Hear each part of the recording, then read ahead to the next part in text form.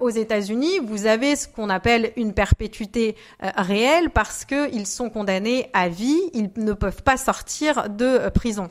En France, la question qui s'est toujours posée, ça a été de savoir si on en a une ou est-ce qu'on n'en a pas. On a ce qu'on appelle en France, pour les meurtres en série, la possibilité d'être condamné à une peine de réclusion criminelle à perpétuité. Dans certains cas. La réclusion criminelle à perpétuité, elle va être pondérée par l'existence d'une période de sûreté. C'est-à-dire une période pendant laquelle vous êtes sûr de rester en détention.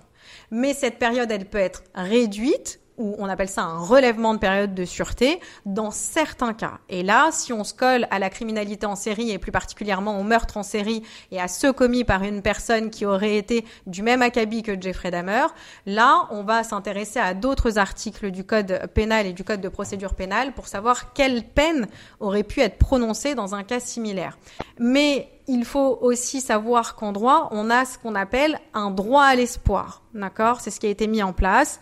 On se dit également que les peines doivent être en conformité avec la Convention européenne de sauvegarde des droits de l'homme et qu'une peine ne peut pas être qualifiée de traitement inhumain ou dégradant. Et c'est là où on vient s'interroger sur le droit à l'espoir du condamné.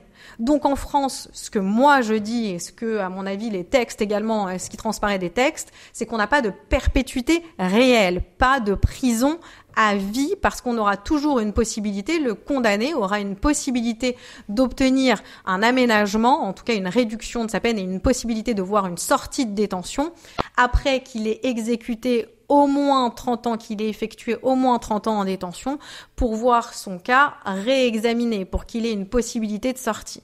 Mais il y a des conditions, il doit être examiné par un collège d'experts médecins, enfin des médecins, des psychologues, pour voir son état de dangerosité. Et en fonction de ça, il pourra potentiellement être aménagé, nous on appelle ça aménagé, ou sortir de détention dans des conditions extrêmement particulières. Vous êtes bien sur Télédroit, vous regardiez Avocat. Merci de votre visionnage et laissez un like ou un commentaire. À très vite.